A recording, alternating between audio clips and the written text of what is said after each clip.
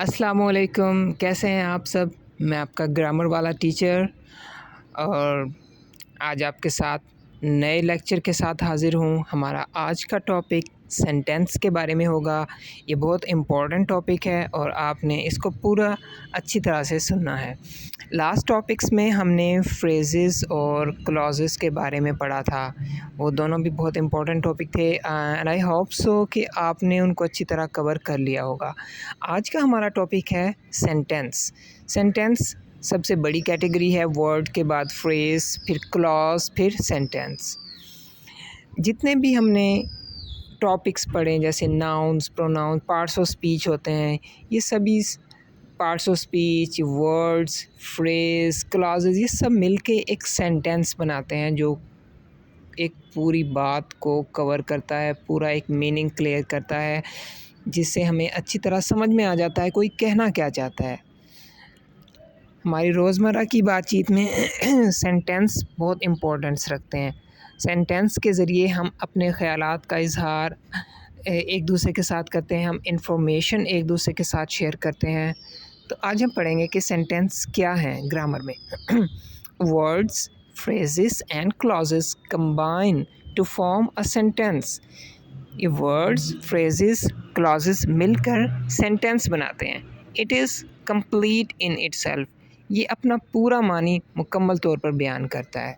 Sentence is formed when verbs, adverbs, nouns, adjectives, pronouns, articles जितने भी parts of speech हैं ये मिलकर एक सिस्टमाइज्ड वे में they are grouped in a systemized way. इनको एक सिस्टमाइज्ड वे में हम इनको आपस में रखते हैं, तब जाके एक सेंटेंस बनता है। हम इनको ऐसे ही नहीं रख देंगे कि उसको यहाँ रख दिया, इसको यहाँ रख दिया, बल्कि इन सब के लिए रूल्स हैं।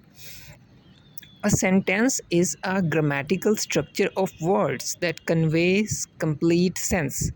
Sentence ग्रामर का एक ऐसा स्ट्रक्चर है, एक ऐसा ग्रामेटिकल स्ट्रक्चर ऑफ वर्ड्स है जो अपना पूरा मतलब कन्वे करता है।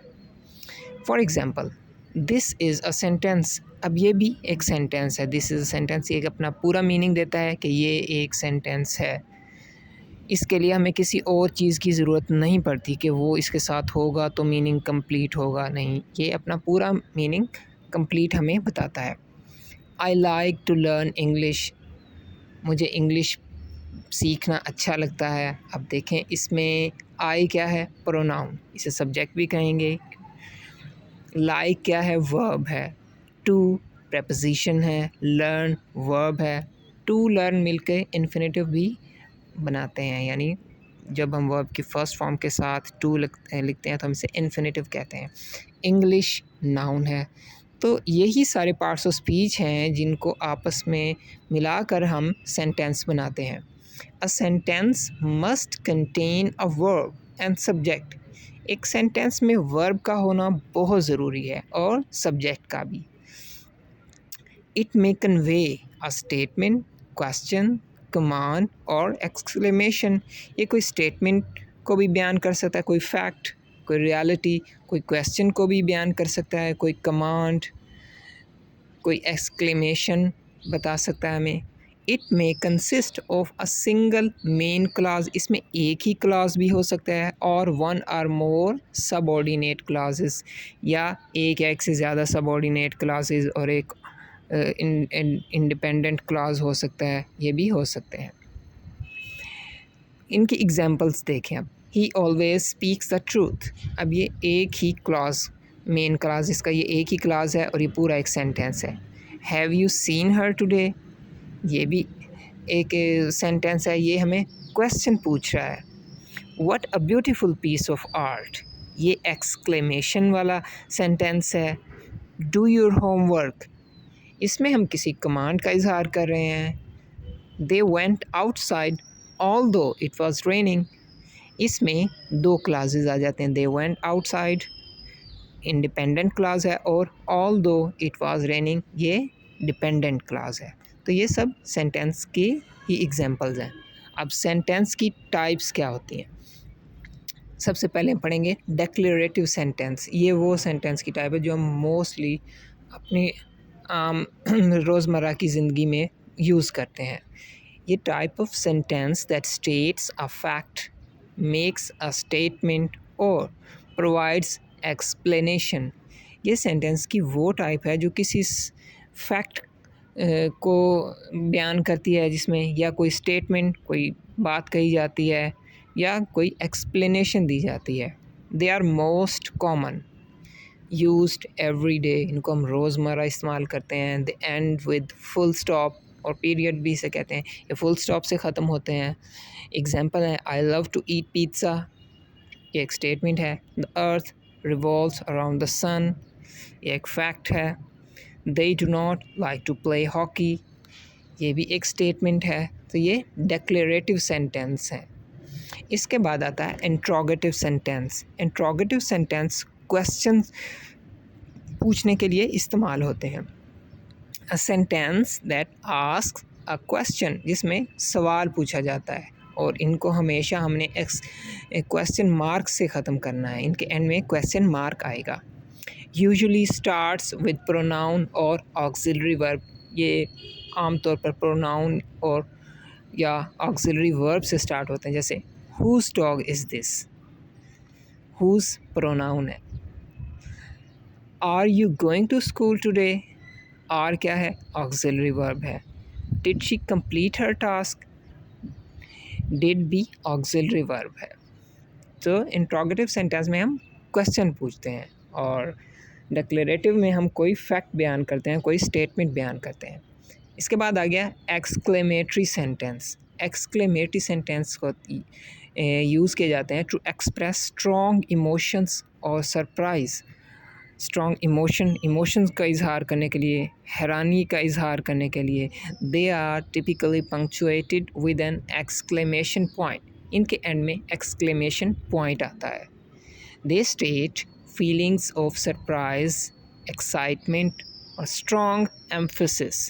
ये किस चीज़ का इजहार करने के लिए इस्तेमाल होते हैं? सरप्राइज़, हैरानी का, एक्साइटमेंट, जोश का, स्ट्रॉन्ग एम्फेसिस, किसी बात पर जोर देने का। इनके एग्जांपल्स देखें। Wow that was amazing. अब इसके आखिर में हमने एक्सक्लेमेशन पॉइंट यूज़ किया है।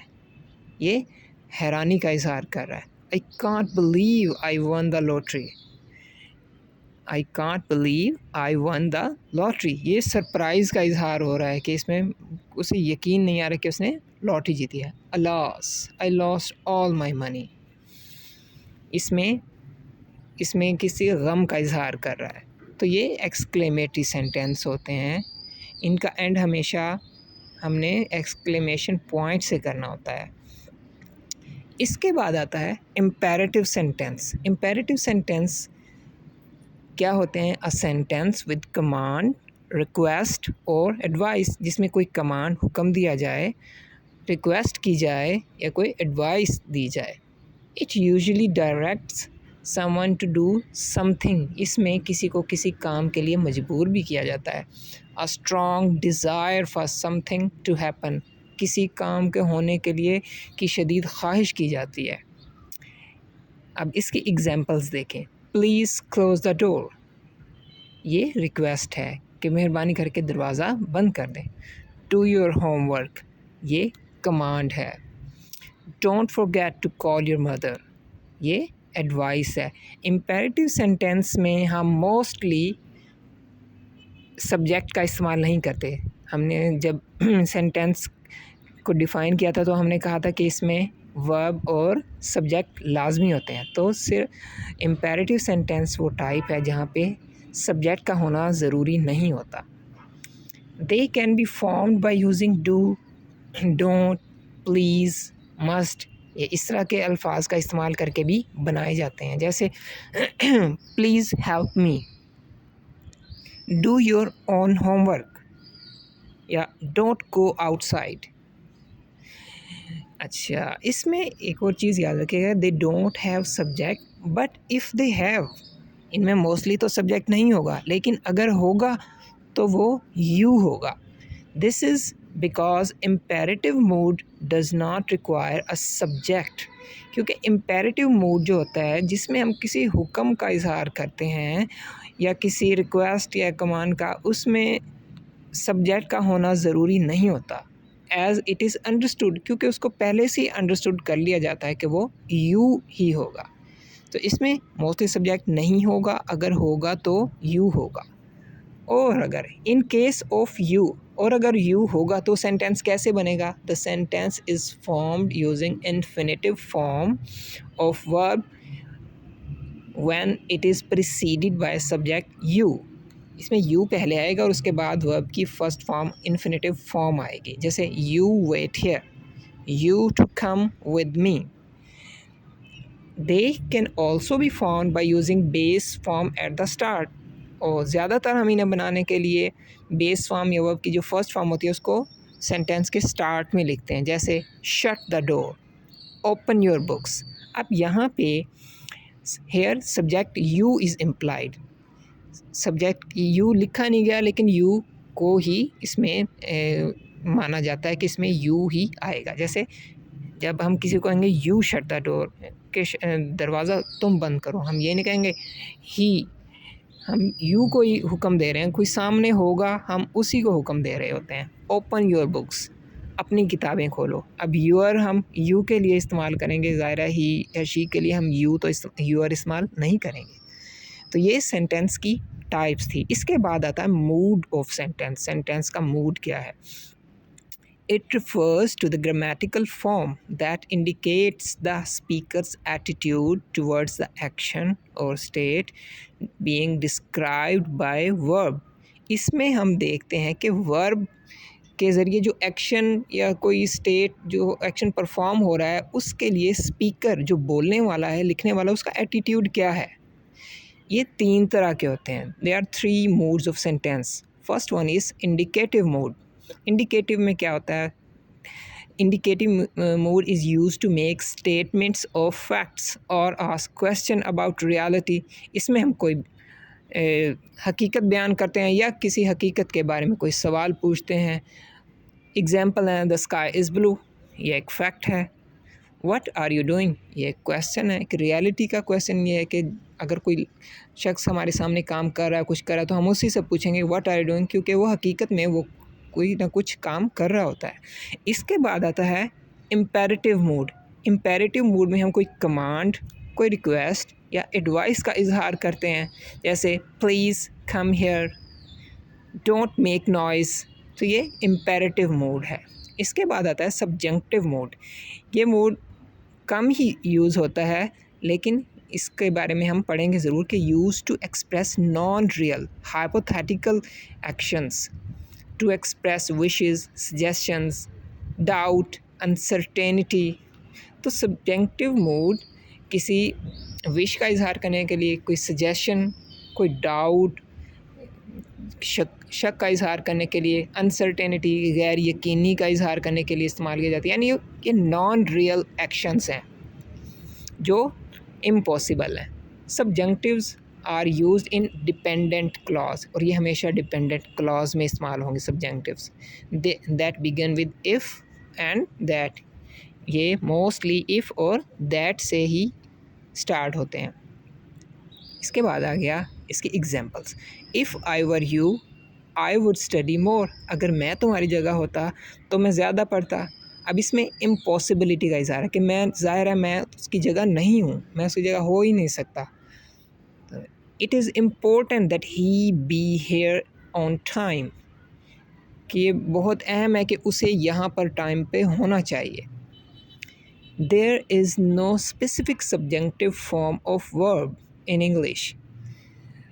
सब्जेंक्टिव के लिए कोई ख़ास वर्ब की फॉर्म नहीं है, बल्कि इसके लिए हम यूजुअली बेयर फॉर्म, वर्ब की फ़र्स्ट फॉर्म इस्तेमाल करते हैं। Subjunctive mood is usually expressed by bare form of verb, verb की फ़र्स्ट फॉर्म। बेयर फॉर्म यानी जिसके वर्ब की फ़र्स्ट फॉर्म जिसके साथ टू ना लगा हो, उसे हम बेयर फॉर्म कहते हैं। जबकि अगर उसके साथ टू लगा हो तो हम उसे इन्फिनेटिव कहते हैं। जैसे be and were are used as linking verb, इसमें बी और वर लिंकिंग वर्ब के तौर पे इस्तेमाल किए जाते हैं। जैसे कि हम सेकंड एग्जांपल में पढ़ा कि it is important that he be here. ठीक है, इसकी एग्जांपल देखें। He suggested that we finish our work early. और इसमें देखें we finish, finish first form है। ऊपर की दोनों एग्जांपल में भी स्टडी और बी, ये भी फर्स्ट फॉर्म हमने इस्तेमाल करते हैं। इसकी मोर एग्जांपल देखें, if I were rich I would pay every poor person $100। So if I were rich, अगर मैं अमीर होता, काश अगर मैं अमीर होता। तो जब इनमें हम उर्दू में जब इनका हम ट्रांसलेशन करते हैं उर्दू या हिंदी में, तो हम इसके लिए काश इस्तेमाल करते हैं, तो यानी जो चीज़ नहीं हो सकती। एक और चीज़ हमने नोट करनी है कि जैसे अभी नीचे एग्जांपल लिखे, if I was here earlier I would have cleaned up. यहाँ पे हमने वाज इस्तेमाल किया, ये सब्जेंक्टिव सेंटेंस नहीं है, ये कंडीशनल सेंटेंस है। कंडीशनल सेंटेंस के बारे में एक मुकम्मल वीडियो मैं आगे चल के बनाऊँगा। तो इसमें हम वाज का इस्तेमाल करते हैं कि यानी ये if I was here earlier I would have cleaned up, ये इसका डिफरेंस है इसमें और सब्जेंटिव में। Was is used in conditional sentence when things can be possible. Were is used when in subjunctive when things are impossible for you. कि इसमें हम was इस्तेमाल करते हैं यानी ये चीज़ हो सकती थी, जबकि जब हम वर इस्तेमाल करते हैं, हम वर अपने लिए इस्तेमाल करते हैं क्योंकि हमारे लिए वो इम्पॉसिबल है, वो हो ही नहीं सकता था। जबकि अगर मैं कहूँ कि if I was here early, अगर मैं यहाँ होता है, यानी ये हो तो सकता था, हुआ नहीं है लेकिन हो सकता था। तो ये इनका डिफरेंस है सब्जेंक्टिव और कंडीशनल सेंटेंस का। In past subjunctives we use were and in present subjunctives we use bare verb form. अगर पास्ट का कोई ज़िक्र होगा सब्जेंक्टिव में तो हम वर इस्तेमाल करते हैं, और अगर प्रेजेंट मौजूदा ज़माने का ज़िक्र होगा तो हम बेयर वर्ब फॉर्म यानी वर्ब की फ़र्स्ट फॉर्म इस्तेमाल करेंगे। जैसे I wish she were taller, she were taller, अब ये पास्ट का ज़िक्र है। I ask that they rescue every stray cat, ये प्रेजेंट का है। तो ये हमारा सेंटेंस के बारे में था। सेंटेंस के आगे हम और भी टाइप्स पढ़ेंगे, जैसा कि सिंपल सेंटेंस, इसके बाद complex sentence, compound, complex compound sentence, इसके बारे में नेक्स्ट पढ़ेंगे। हमारा ये टॉपिक यहीं तक था। तो अगर आपको कोई चीज़ समझ ना आए तो आप मुझसे ज़रूर पूछिएगा। नेक्स्ट वीडियो तक के लिए अल्लाह हाफ़िज़, टेक केयर।